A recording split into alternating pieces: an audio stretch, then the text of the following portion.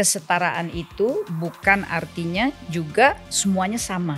Persis. Nyiptakan manusia itu kan bukan kayak nyiptakan pisang macam-macam. Tapi nyiptakan manusia is only male and female kan. Itu dari penciptaan ini aja kita udah tahu kan ada perbedaannya. Kesetaraan itu adalah kita berada dalam fungsi kita masing-masing sesuai sebagaimana Allah yang kita yakini sebagai pencipta kita mengadakan diri ini. That's gitu. good. Your wife, in a slight perspective, is someone that really needs to be ensured not to be scratched. Nothing should harm her. You put your life in front of her life, meaning you defend her tooth and nail. Hai, ini gua Daniel, tetangga kamu. Yuk kita mulai. Khadijah sendiri sempat bicara di UN untuk kesetaraan wanita. Kalau nggak salah ya. Saling gender mungkin ya? That was in Selling 2006. Commission on the Status of Women. Right, tentang women empowerment, ya Ya. kan. Kalau misalnya wanita itu mempunyai power dan lain gitu. Nah, Kesetaraan dengan laki-laki and those things ya. right. How do you feel now? Dengan semakin belajar tentang Islam, how do you feel about that now? Ya, alhamdulillah Islam make me understand ya. Islam membuat aku lebih mengerti bahwa pertama, adil itu bukan sama. Ya, bukan sama rata. Bukan sama rata. Kedua, kesetaraan itu bukan artinya juga semuanya sama. Persis. Islam make me understand that. Simpelnya begini, adil itu bukan artinya semua sama. Misalnya Daniel sama Viola punya anak 2, yang satu umur 10, yang satu umur 3 tahun gitu. Misalnya jaraknya begitu. Adil itu kan bukan berarti yang umur 10 sama umur 3 dikasih baju ukuran sama. Itu gak adil dong gitu. It's not fair gitu. Kalau anaknya 10 tahun ya dia pakai baju sesuai dengan usianya. Yang 3 tahun he's still like baby gitu kan. Kayak bayi yang masih pakaiannya. Ya kan keadilan itu kan seperti itu. Bukan berarti sama gitu ya kan. Nah Islam membuatku lebih mengerti tentang itu gitu. Sama juga tentang kesetaraan. Sekarang sebagai manusia yang meyakini Tuhan ya, meyakini Allah yang satu, aku dan insya Allah kita semuanya mengerti bahwa Allah itu the creator. Dia yang menciptakan gitu ya. Nyiptakan manusia itu kan bukan kayak nyiptakan pisang. Kalau pisang itu ada pisang raja, ada pisang Ambon, ada pisang emas, ada pisang macam-macam. Tapi nyiptakan manusia is only male and female kan. Ya. Ketika Allah menciptakan kita sebagai male dan female, itu dari penciptaan ini aja kita udah tahu kan ada perbedaannya. Ya kan? Ada perbedaannya. Okay, I'm gonna ask you Daniel, I'm gonna ask him ya. Kan Viola udah 2 kali hamil, melahirkan gitu ya.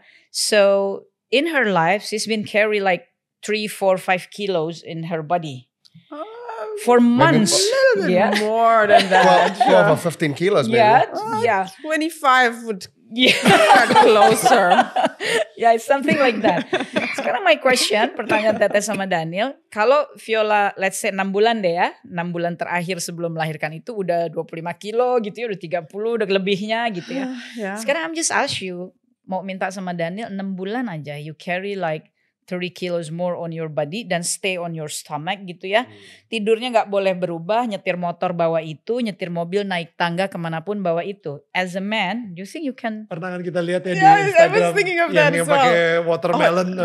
There was a really good Instagram video of how funny, how hard it is. Dan It's itu we're hard. driving, kita Nggak nyetir mungkin. dengan dalam keadaan bawa 20-30 kilo lebih di Nggak badan mungkin, kita. susah. Mau masak, mau apa. Artinya Allah memang sudah menciptakan kita, ada perbedaannya kan. Sama seperti kita perempuan akan merasa bahwa ototnya laki-laki itu memang diciptakan kayak lebih besar gitu, lebih ada kekuatan yang lebih, sehingga ketika kita ngangkat 30 kilo mungkin kita agak lebih kesusahan dibanding laki-laki ngangkat 30 kilo misalnya begitu ya. Maka kesetaraan itu bukan juga sama rata. Tapi kesetaraan itu adalah kita berada dalam fungsi kita masing-masing sesuai sebagaimana Allah yang kita yakini sebagai pencipta kita mengadakan diri ini That's gitu. good. Itu memang kemudian pada masa sebelumnya kesetaraan itu dibungkus dengan pemahaman bahwa semuanya harus sama. Jadi kalau maaf ya, misalnya kalau laki-laki dia bisa berada dalam posisi pekerjaan yang begini, maka perempuan juga harus gitu. Padahal penciptaan kita saja sudah beda. We are women, we have warmth. Warmth ini kan by Allah, by our creator. And there is a meaning, ada maksudnya, ada purpose-nya kan, warmth ini. Allah already prepare it for the next generation of human gitu kan. This is something really big in this life gitu. Jadi kalau ada pekerjaan yang dilakukan laki-laki yang tidak ada berbahayanya gitu bagi ya itu haknya laki-laki dan boleh-boleh aja. Tapi bagi perempuan bukan berarti laki-laki aja bisa itu, maka kita harus lihat gitu bahwa apakah pekerjaannya, this is if we talk about job gitu ya. Apakah pekerjaan itu berbahaya nggak bagi hakikat keperempuanan kita? Karena hakikat keperempuanan kita bukan kita yang mengadakannya, tapi kan itu Allah. Jadi kalau kita menggugat hakikat keperempuanan kita itu, dan kita menggugat siapa? Do you dare to do that? Do you dare? Berani nggak menggugat our maker? Kan kayak gitu ya. Nah, this is the difference that I understand after I still learn of course ya. Kita semua kan pembelajar until we die gitu ya. Tapi that's the difference. Jadi kalau dulu yang disampaikan adalah tentang kesetaraan. Iya, kesetaraan dalam bentuk yang sama. Equality. It's no longer that. Karena kalau kesetaraan adalah equality, maka selamanya akan jadi problem terus gitu di dunia ini. Betul. Because if we believe in our maker and we understand our maker already created us with differences, terus kita mau paksa terus bahwa kesetaraan itu adalah kesamaan, kesejajaran. Yang ini bisa begini, yang ini juga harus boleh. Yang ini mesti boleh misalnya, misalnya gini sederhana aja ya. Oh yang laki-laki dia harus boleh jadi pemimpin di sebuah perusahaan misalnya nomor 1 gitu. Yang perempuan juga harus bisa gitu misalnya ya. Tapi perempuan itu kan punya period dalam 1 bulan di mana dia harus kerja keras loh controlling the hormone that work in our body because we have to have that menstrual period gitu. Itu aja kan udah different. Bukan berarti perempuan itu di bawah laki-laki, bukan. Tapi our creator already create us like that gitu. Sama seperti gini. Sorry to say that. Laki-laki sampai kapanpun Daniel gak ada expirednya. Kita perempuan ada menopause. Ya, itu kan our creator kan yang bikin begitu. Even though seorang siapa sih Al Pacino ya, ini takut salah nih. Umur 80 atau 83 kan masih, iya kan ada baby kayak gitu. Tapi coba kita perempuan usia 83, emang masih bisa melahirkan lagi. It's God's grace we have. Terakhir Abraham sama Sarah ya. Tapi kan kalau kita percaya kepada Allah ya, kepada our maker, we understand that Allah already manage it in a very best and right way kan. Bahwa perempuan ya kalau gak ada expirednya ya mau sampai kapan ya. Which is kan melahirkan itu juga suatu proses yang kesakitannya kita gak bisa explain lagi gitu. Jadi memang sama Allah dibatasi. Laki-laki ya karena memang Allah menciptakan manusia dan akan berkembang biak kan. Oleh karenanya sumbernya seednya kan ada di laki-laki. Maka ya seednya jadi gak ada batasnya karena gitu. Jadi that's what I understand after benar-benar learn again about Islam. Kalau yang kita lihat ya, ini isu di mana let's say di Iran ya atau di beberapa negara gitu yang wanita-wanitanya bukan ditinggikan atau di honor, tapi malah di oppressed gitu. Dan wanita-wanitanya itu benar-benar nggak boleh olahraga, nggak benar-benar nggak bisa ngelakuin apa-apa dan disuruhnya pakai cadar gitu. It feels sehingga menimbulkan kesan ya bahwa cadar oppression gitu. Pada akhirnya cadar adalah sebuah oppression di mana mereka tidak mampu mengekspresikan diri mereka lagi, tapi mereka harus nurut banget sama the man in the house, either ayahnya atau suaminya, bahwa nope, you know what, lo harus keluar pakai cadar, dan akhirnya itu yang bukan liberating. Semua itu berasas dari keilmuan, Den. Oke. Jadi seorang yang tidak berilmu tidak mungkin bisa memahami sebuah praktek. Oke. Tadi kita bicara tentang keadilan ya. Adil bukan sama rata. Dapat sih kan? Or in other words, fair is not equal. Rather, fair is equitable. Sorry, could you? Fear is not equal. Fear itu maksudnya takut. Fair. Fair. Adil. Fairness. Yeah. Yeah, fear is not equal. Rather, fear is equitable. Yeah, equity. There's a good picture for that. Like, you know, like Yeah, you have a equitable. tree and the tree is bending to one side and there are two people on one side and the other, and they both have the same level of the ladder, and one can reach the apple easily because the apple hangs down further on his side and the other one doesn't reach because his ladder is the same, but the tree is a little further away, so he can't reach. So So that's not, it's fair, it's equal, Yeah, but it's not equitable, right? yeah, So both have the equal ladder, yeah. but none of them can reach the apple, but both of them cannot reach the apple as easy, like the same. So if you would make it equitable, I want you to look at the Oxford dictionary after this. What is equitable means. That's your homework tonight. Jadi kalau kita sekarang bicara tentang gini ya, tentang pakaian yang sekarang dianggap oppression. Ini tentu harus disikapi dengan ilmu, Den. Karena kalau kita tidak sikapi dengan ilmu, kita kelihatannya, oh ya ini kenapa demikian. Tentunya kita agak susah ya kalau komentar tentang Iran sebagai contoh yang Daniel keluarkan tadi, karena tentu gue belum pernah ke Iran, gue gak tahu gimana orang di Iran gitu ya. Tapi yang bisa gue katakan ke Daniel ada gini, dari percakapan kita tadi, adakah wanita yang di sebelah gue ini seseorang yang mungkin dan bisa diopres gitu ya? Merasa diopres. Iya, dengan kecerdasannya, dengan keilmuannya gitu ya, dengan ketegasannya gitu ya, dengan berbagai macam prestasi yang diraih kan, kita harus hilangkan cultural baggage dari agama kita. Wow, elaborate deh. Gini, terkadang orang mengatakan bahwa gue tuh punya agama A, B, dan C. Ternyata ketika kita lihat kitab suci masing-masing, dia tidak mengamalkan yang sama. Jadi benchmark ataupun ukuran, takaran suatu agama itu adalah kembali kepada kitab suci. You got me? So the measure of one's faith is by returning to its scriptures. The word of God. Yeah. Not cultures. Not customs. Not what is customary. yeah. The mistakes that people make, Viola, is that they measure their belief system based on what is happening in their countries. So they say, oh, I am such and such, but I practice it A, B, and C because this is how the people of the land practices it. See, Islam is teaching us, us Muslims, to not use the cultures as a benchmark. Rather, the Quran, which is the holy book, and the authentic traditions of the Prophet, peace and blessing be upon him. So that way you can remove what is the religion itself and what is stuff that are fables, myth, legends, hearsay, and stories. Because other than that, you will never find pure religion.